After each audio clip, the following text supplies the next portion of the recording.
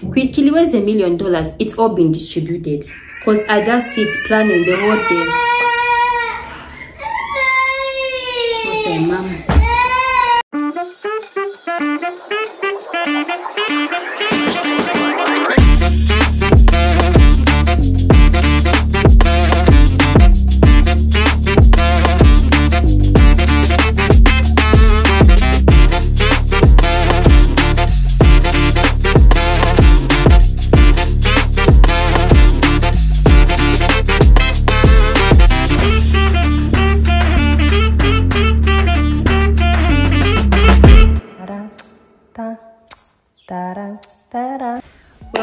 Welcome back to Healthy Living with Christina Changwa, and today we mean business.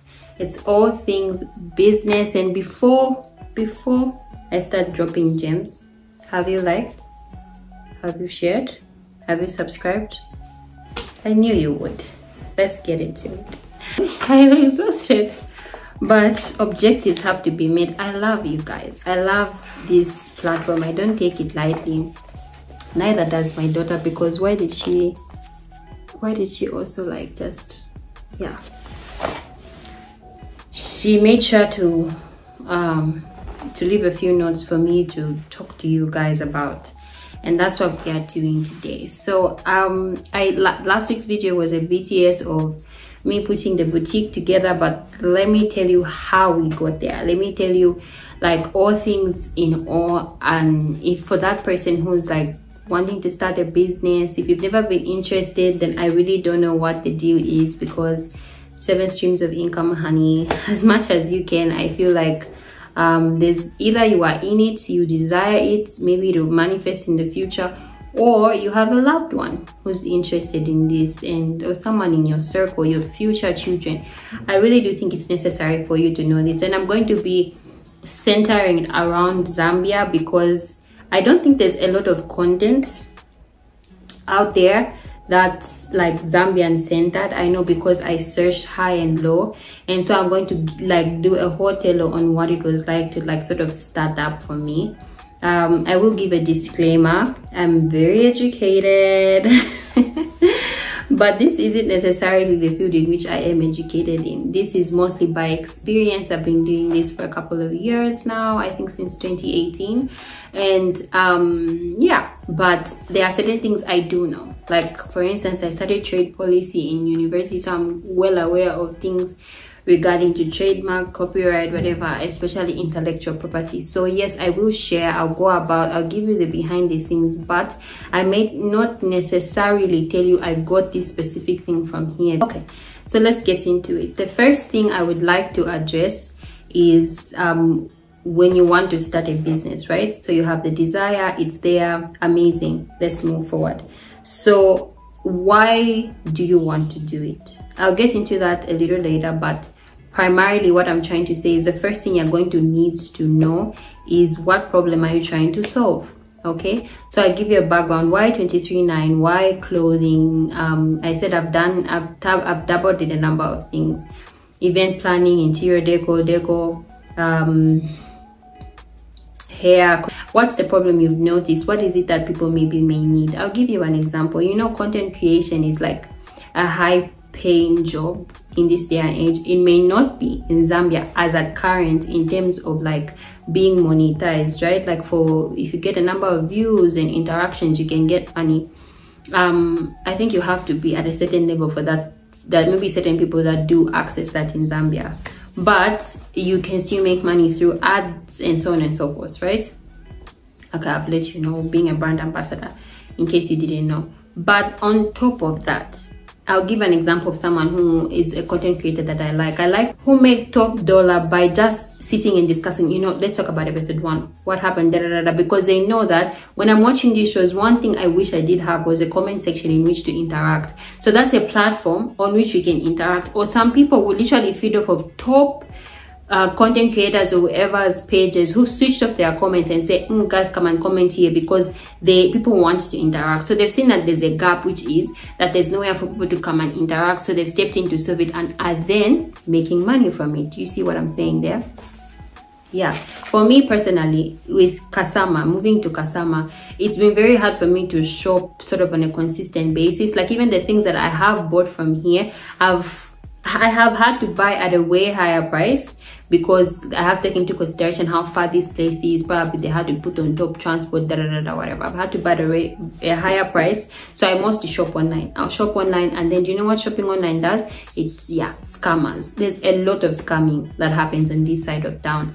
And it's not something that I just stumbled upon. Yes, have I been a victim of scamming? Yes, I have. But outside, we'll talk about that another day.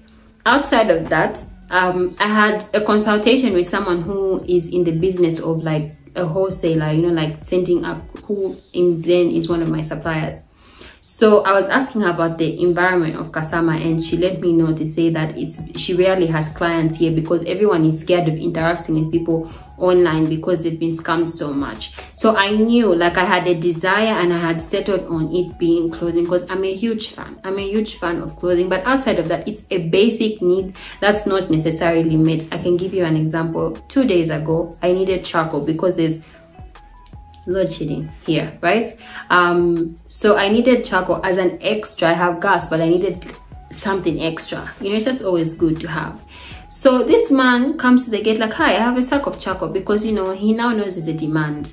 And you know how you can buy charcoal here in Kasama? Barter system. He said, I can give you this huge sack of charcoal if you exchange it for clothes you no longer wear. That's literally what I did. I just topped up a little bit because he, you know, my heart, he kind of told me a story how he needed, you know, food for the family. I'm like, here you go. Even though I knew my clothes could buy 5 sacks of those bags of charcoal, I still was just amazed at, and he was so moved by my kindness that he brought me a dish of kandolo later that day. Back to what I'm trying to say, there's always a problem that needs solving. It's just a matter of you looking into it. I'll give you an example of something we learned in quality improvement through data use. It's a course, Kidu. I did it with the Department of Demography at the University of Zambia under the job that I was doing. So one of the things that they taught us through that was like looking for the root cause of the problem. So there's a problem, but you need to go to the root of it for you to be able to solve it. Here, like I've said, there's supply, there's scamming, so people are, or the prices are higher. So I knew, like, these are the 3 things I sort of wanted to tackle without still making a profit and still covering myself and so on and so forth. I studied. I took a while to study, which is my second point.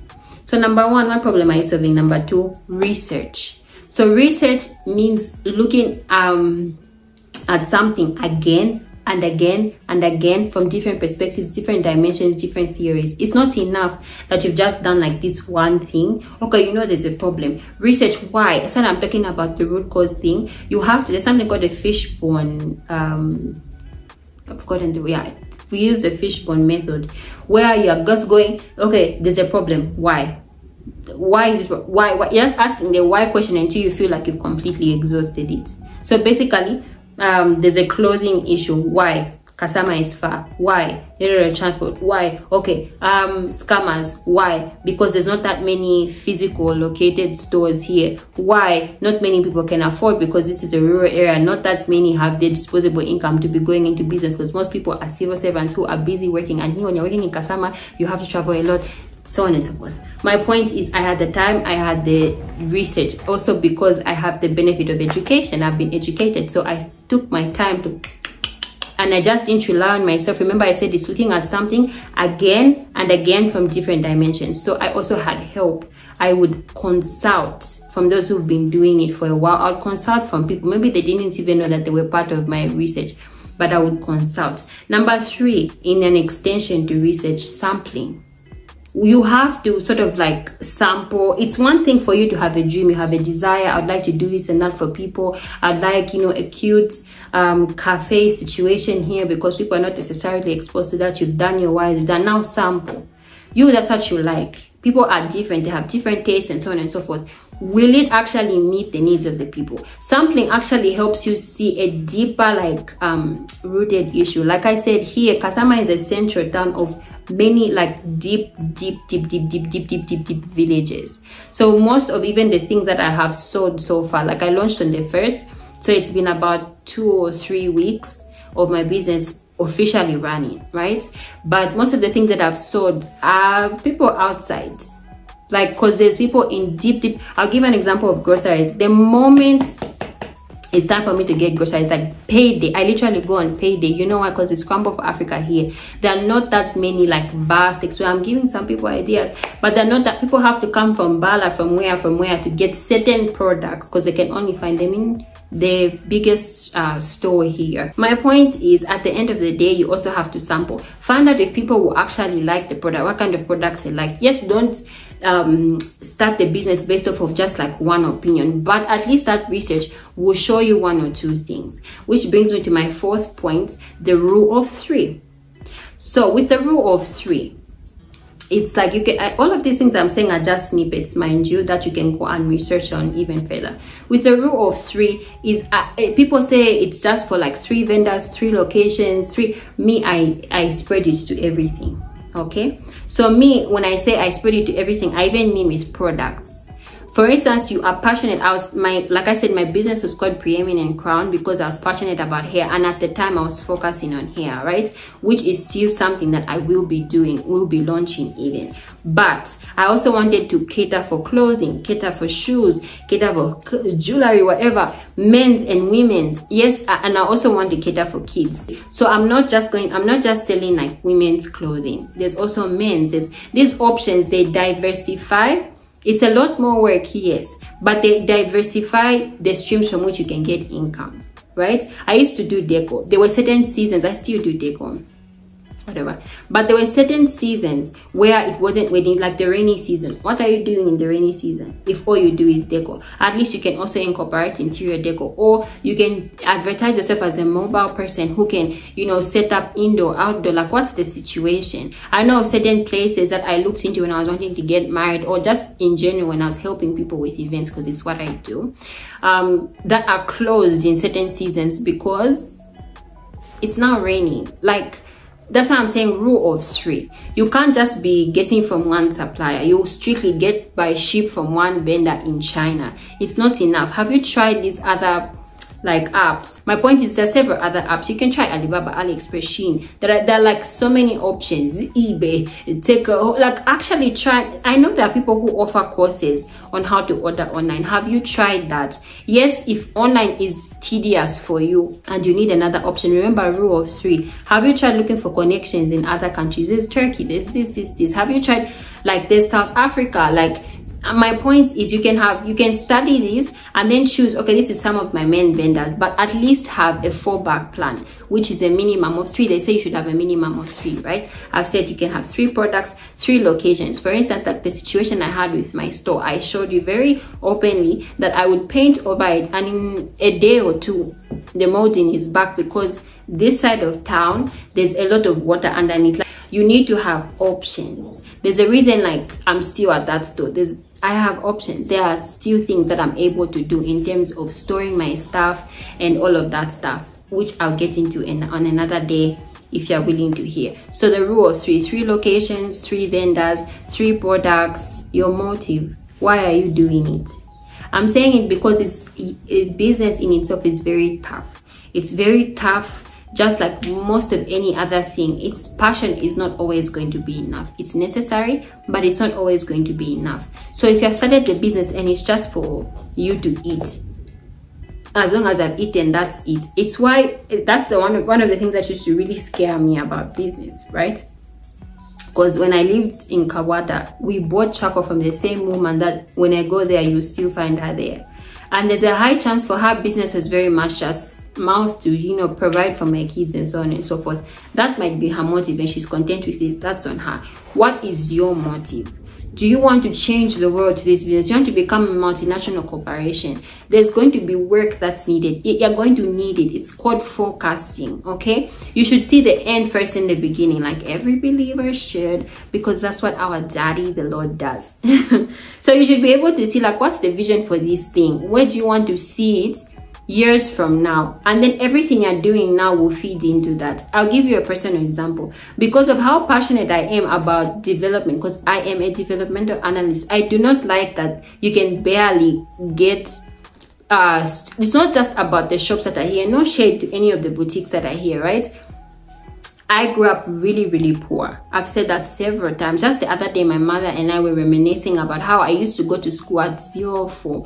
And I didn't know that. I just knew it was dark. I just really wanted to be the first one there. I was at a very basic school with a lot of like pupils in the class. We could be like maybe 60, and I would fight to be number one. If that time I'm number 2, I'll fight to be number 1, because I knew there's something I was fighting for. I wanted a certain life for myself. We didn't have electricity, we didn't have water, we had to draw water from the neighbors and so on and so forth. But it was about the quality of life. Yes, was I happy? Yes, I had family and so on and so forth. So my motive is not to become the richest person, so I just have money and I'm just buying cars. No, I actually want to impact people's lives. I day to day, in the position that I'm in as a pastor's wife, which is an honor that I have as a minister of the gospel, I interact with many people with issues. You're seeing inflation, hey, shiny, but think about the people that can barely afford anything, right? And that's why even when I first launched my business, I was getting calls like, why are your prices so much more affordable than others? I really don't know about everybody else, but that was one of my motives. One of my motives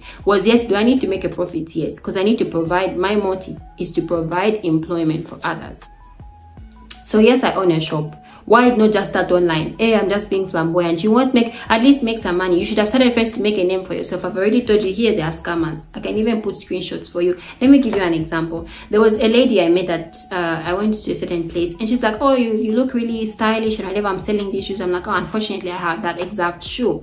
Later on, she advertises it. There's a group here. I've stayed in Kasama with over 150,000 people, and people were just commenting, scammer, this is, and yet I saw the product for myself. I felt really bad for herself, and if anything, it validated why I needed a physical location, because sometimes people see that and then they just order from me. They don't even need to physically come, but at least they know if anything they could physically come and track me and see me there, right? Anyway, my thing is also motive. So I didn't want to compromise the quality, because my motive is not to just be rich. I didn't want to compromise the quality of life for myself, my family. If I was an online store, I'd have to store things here. You know, hey, Jesse, stop. Let me first, like, no.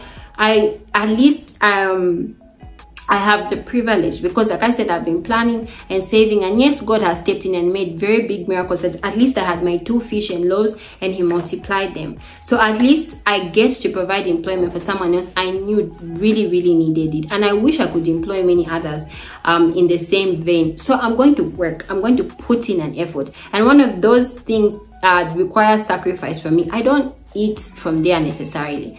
The biggest thing I cared about the day I launched is the moment I hit the mark salary for that person, I was comfortable. But the difference also is when I knew that a store would be expensive, and sometimes you can go days without sales and so on and so forth, because business sometimes is just like that, it's tough. I didn't start like, you know, okay, I now need to pay rent and whatever from this every month. I think that's not necessarily very wise. It depends on whoever you are. But for myself, I also had set aside the shop is covered in terms of rent for a while, so I knew like what I was making. Sorry, there's a weird bug. Anyway, I knew that what I was making, I primarily wanted to make sure those who are working for me are well taken care of, as well as me building my brand. That's my motive at the moment, right? Motive is your inner drive, the reason why you're doing what you're doing, in other words. Yes. Next up, realistic financing. I just talked about it. Yes, you have a dream. Yes, you have a motive. Yes, you've done your research. And why I'm encouraging you guys to do those things, before I ever touched money, at least I had the plan. I always tell people, like, and they think I'm joking, I say, if God gave me $1 million right now, you would be surprised. Quickly, where's $1 million? It's all been distributed, because I just sit planning the whole day. We didn't necessarily need the extra stream of income for any of the bills or anything. We were honestly living a very good and comfortable and content life. My motive was because I needed more. I just needed to be more of a boss. I needed to be more out there. I needed to be doing stuff for myself, because as a woman, even if your husband is perfect, I still think you need an extra stream of income. Every household needs more streams of income, if you ask me, because I need to finance these dreams I have to change people's lives. Okay, so like I said, realistic financing. So I had a dream, I had researched, I had sampled. Yes, so one of the first things I did is I started selling my old wigs, and from there I bought like a few samples at the time, because the dream was to just have an online store. because that's all I could afford. So I'm like, at least I can just order and then build from there. I've done it. It's not my first time. So I had the drive. The first sample of stuff I got were not good, and they're not from this supplier. Back to the rule of 3. And would I order from that person again? Yes, maybe, but maybe if I physically went there and chose the quality for myself. They sold me stories. I did not like how it turned out, so I just sold it to somebody else. Realistic financing, and I made no profit from it.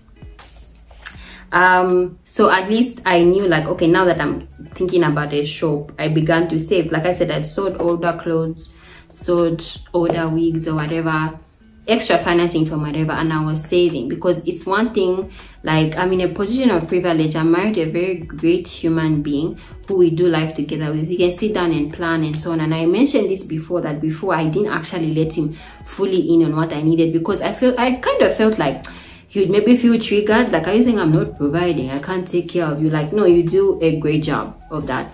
I just also, mommy needs her own projects.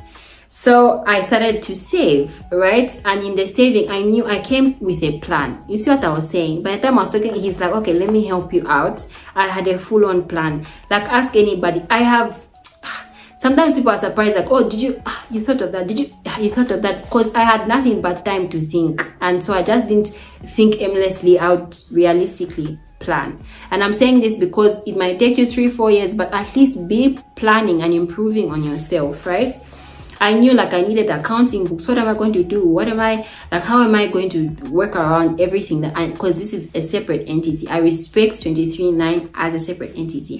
So I knew I needed contingency. I shared this in the behind the scenes. Some things happen beyond my control, yes. But at the end of the day, I was very grateful that I didn't need to take grocery money to fuel this. I didn't need to say, hey, I'm not eating and this, or purchasing or giving at church or anything just because of this. No, I realistically had a plan. Yes, it went above plan, but thank God I'm a natural saver. So at least I got to buffer it, right? We got to buffer it from there. In short, God was just God. So sometimes things don't go according to plan. This is where I'll share more details. In Zambia, I haven't actually given you guys any tea. So you plan to have a business. I've done it before. Like I said, I've been doing it since 2018. This is the first company I've registered. Why did I register the company? Because I had a dream of a huge minister who wanted me to subcontract me for something, but they couldn't because I'm not recognized in the book by the government. And I've also seen a number of vendors I know they build a brand and then you lose it because you didn't register it. So someone goes to get your hard-earned money and they go register on your company name. So I highly recommend registering. How did I go about it? I'm sure you can interact with Parkra and so on and so forth. There are other companies who have come up who can help you do that. I used Megan. I hope I pronounced that right. Yes, I used Megan. You want to get in touch with them, you can contact me on my socials, Facebook, Instagram, TikTok, because that's the only platform you can DM me on. Platforms you can DM me on. I used Megan, so I gave them, I paid a specific fee and they did everything from me, from the comfort of my home, because I couldn't afford, remember, to be up and about because I had a newborn baby. So they were able to help me. Opportunity cost, you see. And that was my first priority, registering the company. Number 2, now that I was interested in a location, plans had changed. I needed certain licenses, right? I needed my Parkra certificate. I needed a photo of the president. I needed a fire certificate. I needed, you know what, let me get my file so I read to you so that you can also learn a thing or two. I have a file with all my business stuff, my lease agreements, my blah, blah, blah, my papers for opening the business account. Yeah, where did I open my account? I opened it with Zanapo because it was convenient for me. You can open with whomever you want. So I have my papers from the council for my shop. So I paid for my business levy. I won't mention the figures. Again, DM me if you want. I can even send you a photo. I won't mention them because if I learned anything, our marriage process with the council was a different price from the couples we've married here as pastors, as that my husband pastor is married anyway. So these prices may vary, so I'm not, you know, I don't want to, but I'll give you the full figure so that you can have an idea. But I think depending on the town you're in, they vary.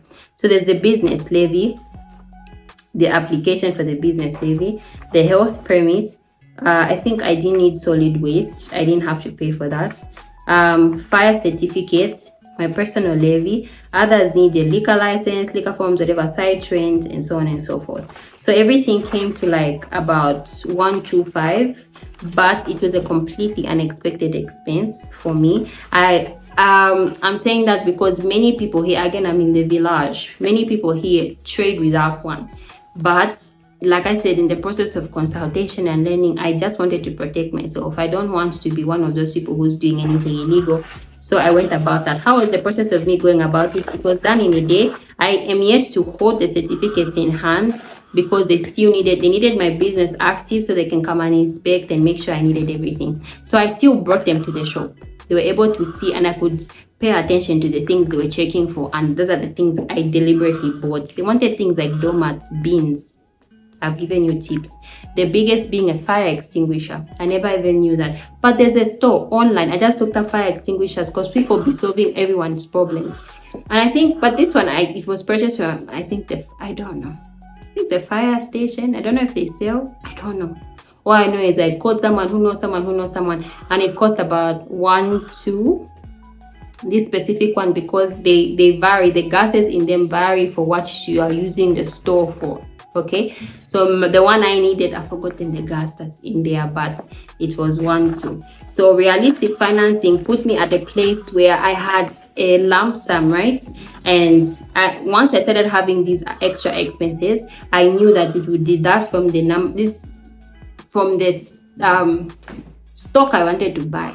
So when I reached that level, I just closed it off. So sometimes you can see my videos like, why isn't there enough deco? Why aren't there logos and whatever? I personally couldn't afford that at the time because I prioritized this. Okay, I've given you a tip. There's so many things I would have loved to do, trust me, but I wasn't able to, which brings me to my next point. Just start. Sometimes you can just be labeled as a planner. You every day plan. And I always say I'm a planner. So sometimes I think maybe people think that means I just sit and have plans and they don't get executed. No, planning is redundant if you're not going to go and execute anything. So you can have with the finances that you have, can it at least cover those things? Expenses, miscellaneous stuff. What are the things that are the bare minimum, at least for you to start? That's what's important. I wanted my sales assistants to have uniforms and so on and so forth, and they will. But for now, I couldn't do that in expense for fire extinguishers and all of these things for their safety. So I prioritized that. So with what I had, I just started. And I would highly encourage you to just start, because there are certain things you won't know until you just start. Because now it brings me to the next phase, which is controlling. With business, you have to always be ready to adapt. Okay, you've tried this, but you've seen that out of the things you're selling, what are the things people want the most? You're taking note of those things. The research doesn't stop. The sampling doesn't stop. The needing to interview people, whatever, doesn't stop. When someone walks into your shop and they're walking up with anything, you can still ask them for feedback. Be humble enough to listen to what people have to say. If it's not in line with your vision, just toss it out. It's not that deep. But it's okay for you to actually interact with customers. How many people have walked into my shop and not bought something? I still sometimes get down their numbers. Is there something you want? Or maybe your sizes aren't here. What taste are you more into? And then at the end of the day, I don't try to break my back, because not everybody is my target market, right? That's also something that's important. So towards the end, I'm just going to wrap it up by saying, don't leave out your spiritual principles. I'm saying this because in the pursuit of all these papers and this, have I had people... Okay, I've had situations where, people want... a little something, and it goes against my principles. Why? Because integrity is doing the right thing because it's the right thing to do. I rather pay the full amount. Boom. And it was cringe. Yes. Did I have issues? Yes. Did they try to fight me for it because this was apparently a whole organized system that I didn't know was running? Yes. But did God show up? Yes, because I stood on his word. So don't leave out your spiritual principles. I'm saying that because that was one of the issues I had with boutiques here. I've walked into a boutique before. The price today is different from tomorrow, depending on the person who's selling it to me, because maybe someone is pocketing. I walked into a boutique, just even the last time I was in Osaka, I needed shoes.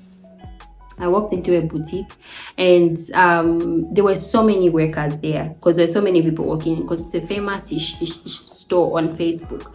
And I tried a shoe. I'm like, okay, I like this one. I'd like to get it. They only had one shoe. I was in there for I don't know how long. All the workers were looking for whoever put the other shoe. I'm thinking, where's the management with this? Don't bite more than you can chew. Sometimes God just chill open and it just blesses you like I don't know. Then you have to now have the management thingies to back it. I'm just talking like this.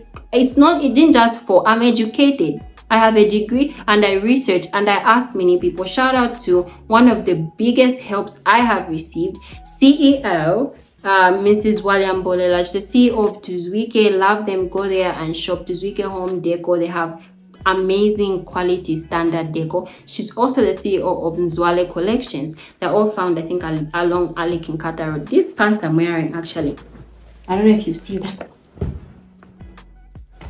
are from Nzwale. Yeah, that's because I own a business. I mean, I don't support business. If anything, I'm known for supporting people's businesses because I know how tough. This mic has back summered. Yeah, I know how tough running businesses are. So I asked a lot of questions. That's one thing about me. I ask a lot of questions. I ask people who do this thing a lot of questions, and they are more than willing to share with me. And I'm blessed. I'm blessed to have her. I'm blessed by her support. And I love you so much. Yeah, I know she watches. I know. Yes, that was actually my next point. Get help.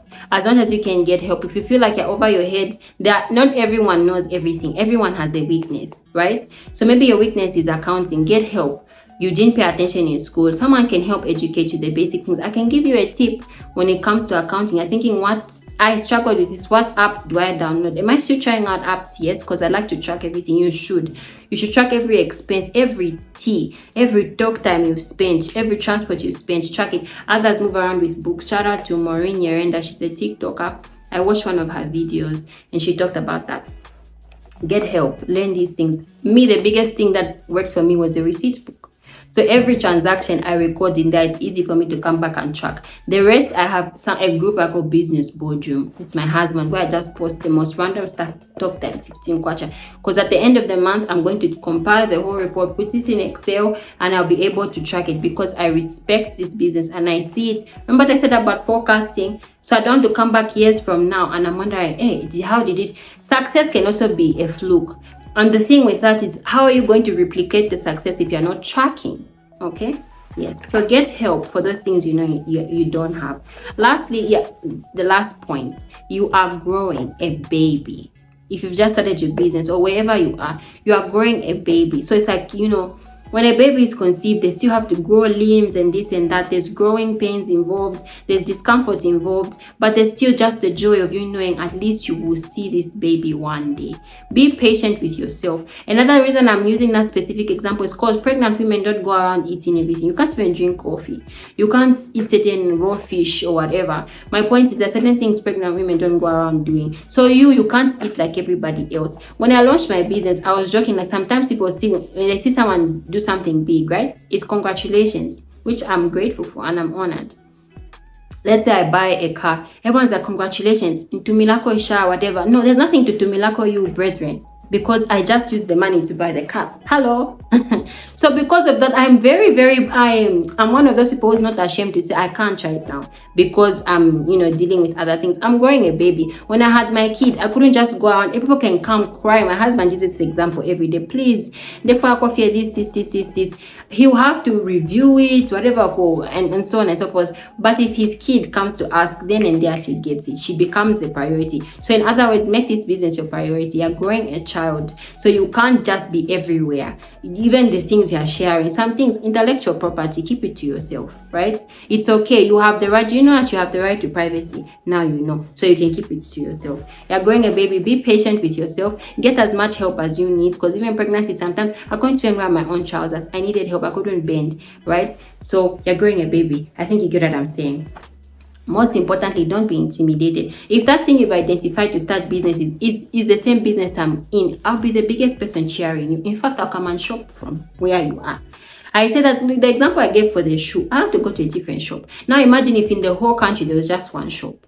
Are you seeing what I'm saying? There's room for you at the top. Trust me, we all have our own differences, so it's okay. I go to the mall and I rarely shop. When I'm shopping, I rarely shop from one place, but because I know like there are different things I'm trying to cater for.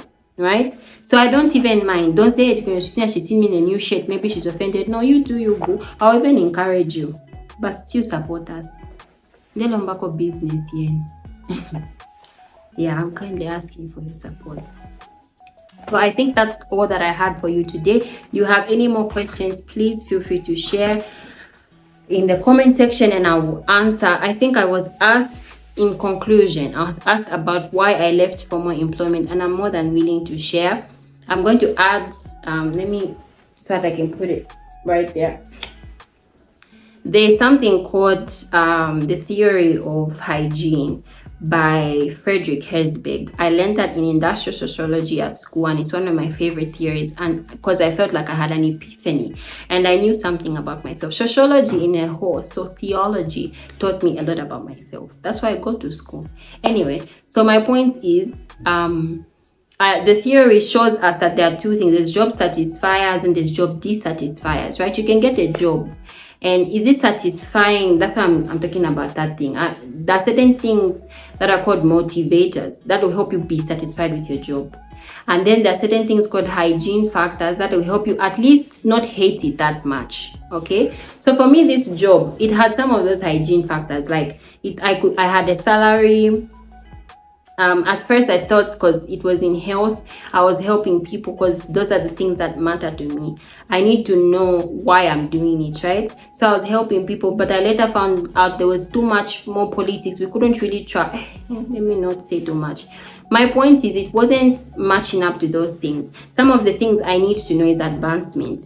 Will I be growing in this career? Like, will I finally reach a certain position? I couldn't see that because I was working and working and working, and the people, not that I have any shade to them, hey, to each his own. The Bible says time and chance happens to all, and I sincerely share for everyone. But my point is, I couldn't see myself going up there, though I was getting praises. As in, bosses of bosses would be in my DMs like, we're gonna make you ABCD, such that my resignation was denied. I don't know how many meetings with HRs. I do think I was very hardworking. I do think they saw it, but I feel like they got used. You know, it's like the roof. You take it for granted until it's open and it's now leaking. Then all of a sudden you cherish the roof that you had. And I didn't want to be 85 and then I'm seeing, because it took these people could make me work on Saturday, Sunday, Monday. There's a time I knocked off so late, the cleaners locked me in, and I didn't even notice because I was working that much. Because I'm passionate, I put in my all into these things, right? And I couldn't explore different things. I couldn't have time to create content. I couldn't even vlog my own wedding. I couldn't, like, I was just unnecessarily busy, and the money didn't match up to the joy that I needed. That I need that to survive. I've shared this before. I think one of the first videos I did, Fight for a Quality Life. It's a need for me. You know how people need oxygen? I need to know that the quality of life I'm living isn't compromised. My health was compromised. My mental health was in tatters. I used to wake up in nightmares. Even the year after I resigned, I still would wake up thinking my boss is calling me and whatever. It was disturbing. That certain motivators, that's what I was talking about, hygiene factors. Sometimes motivate your workers, let them know they're doing a good job, give them incentives. The only thing they could give me was money, and to Christina, money is just not enough. I went for another interview where they're telling me, don't worry, if you bring in 100 million sales, we will take you to Dubai. I don't need that. I need to know that I'm actually changing somebody's life. I'm impacting people. I'm transforming their lives. So that's basically why I resigned. Also, I had a conversation with the Lord. Could I ship her? Yes, I told you I grew up poor, so I know how to live in harsh conditions. But there should be a reason I'm living in those harsh conditions, ladies and gentlemen. So when I asked the Lord, Lord, do I stick it out? He was like, nah, I got other plans for you. And I love the plans he's had for me so far. So I think, if you have any other questions, like I've said, you can let me know in the comment sections, or you can DM me on my other platforms, which you should please support. Christina's Changwa on every platform: TikTok, Instagram, Facebook. Okay, and then on top of that, 23/9 involved. Please share, refer, support us, because I believe that's you will. Thank you so much for watching.